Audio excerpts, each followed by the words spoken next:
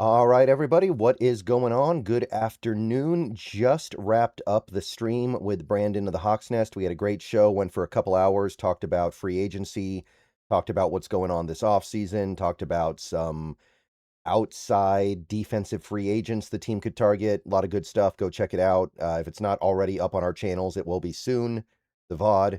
So if you didn't catch it live, definitely try to catch it on record. But while we were on stream, we actually got a little bit of Seattle Seahawks breaking news, and it may not be the move that people were glued to their phones for. It may not be the big swing that people wanted, but it's a move, and I got to be honest here, it's a very good move. I don't think anybody could be down on this move. So per Ian Rappaport, the Seahawks and linebacker Drake Thomas have agreed to terms on a 2-year deal worth $8 million base with a chance to make $9 million. So Drake Thomas, who was a restricted free agent, gets a multi-year deal worth up to $9 million. And let's filter that through the lens of knowing that he was a restricted free agent and understand exactly what this deal means. First, though, Drake Thomas had a good year for the Seahawks, was part of the number one defense in football. He's not a perfect player or anything like that, but to me, he provided a lot of really positive things to this defense that kind of got understated because he's not one of the high profile guys. He's not Ernest Jones. He's not Devin Witherspoon. He's not Leonard Williams. But I think Drake Thomas ended up being not only very good, but he was kind of a lifesaver. Because remember, Tyrese Knight was supposed to be the starter at off a weak side linebacker, or will, or whatever you want to call it. And he ended up not really playing well because of I think it was a heart condition he had in the offseason that he hadn't made it all the way back from. And if not for Drake Thomas, we would have just been kind of up the creek without a paddle. There would have not been much we could have done there. And I wasn't expecting big things from Drake Thomas when he ended up getting the nod, but he went out there and actually played so well. I feel like Tyrese Knight is now the backup. Even once he gets back from the injury all the way, I feel like Tyrese Knight is now your backup linebacker behind Drake Thomas. Other than maybe biting a little too aggressively on play action, which is something that I think has gotten better over time anyway, he gave you what you could want. He was a great blitzer. He was a very effective blitzer. He's effective in coverage. He was not a liability in coverage in any way, shape, or form in my mind. And look, if you are playing linebacker on this Seahawks front, you are good playing the run because we make the degree of difficulty for the linebackers hard. And we still have the number one run defense in football during the regular season. So I got no issue with Drake Thomas, and getting him on a 2-year deal worth at most $9 million, $4.5 million per year, is pretty remarkable. You are going to see linebackers who are no better than Drake Thomas and maybe arguably having more downside than Drake Thomas get way more money than this next week, over the next couple of months even. So understand that the only downside here, and this is me reaching here, the only thing I can even think of is that some Seahawks fans are going to be frustrated because they wanted to draft a linebacker in the first round. That is a lot less likely now because Drake Thomas gets a multi-year deal. It's one thing if he gets a 1-year deal or the restricted tag, then you could draft a linebacker high in the draft to possibly look at it as this is the succession plan because we're not going to keep Thomas past 2026.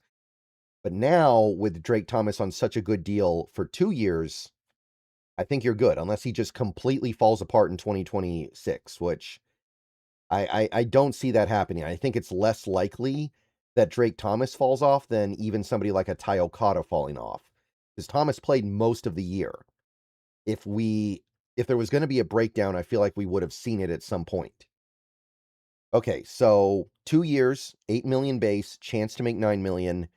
So call it 4.5 million a year for the 2 years. The restricted tag, which remember, we could have put on him, the second round tender is just under $5.8 million. So the average annual value of this multi-year deal is less than the second round tender on restricted free agents. It is more by about $1 million than the right of first refusal tag, but remember, right of first refusal gives other teams the opportunity to outbid you, and you don't get anything back if you lose the bidding war.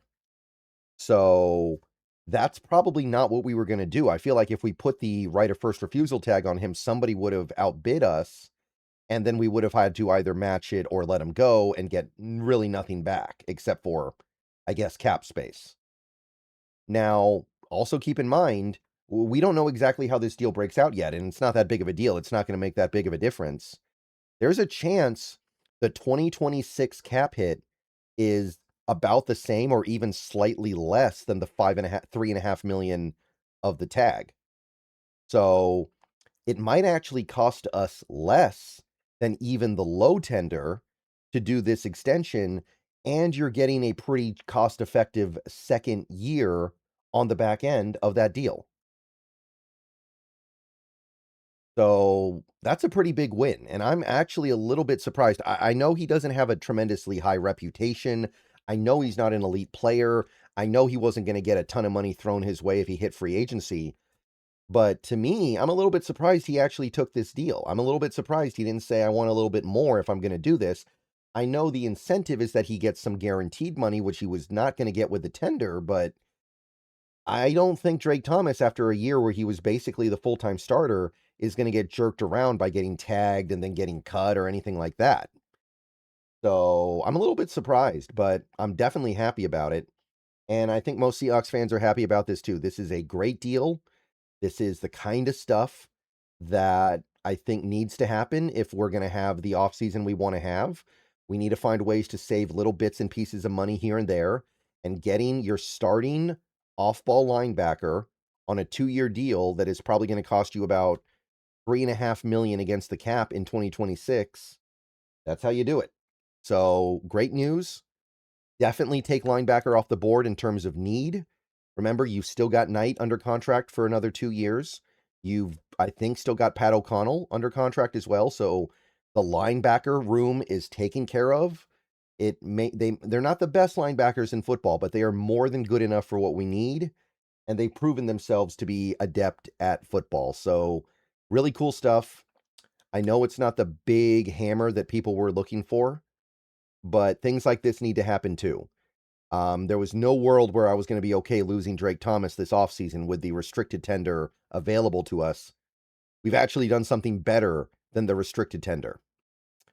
All right, I'm going to post at least one more video later today. I know I'm behind on the draft eval stuff. I know that we are probably only going to get to one of those videos, maybe not even, but is happening. Maybe I'll try to get 2 out later. We'll see, but definitely had to talk about this one first because that's pretty big. All right. See you guys later. Go Hawks. Everybody have a great rest of your day. Let me know what you think. And it needed to happen. I'm happy it happened. It's a good move. And Drake Thomas, welcome back.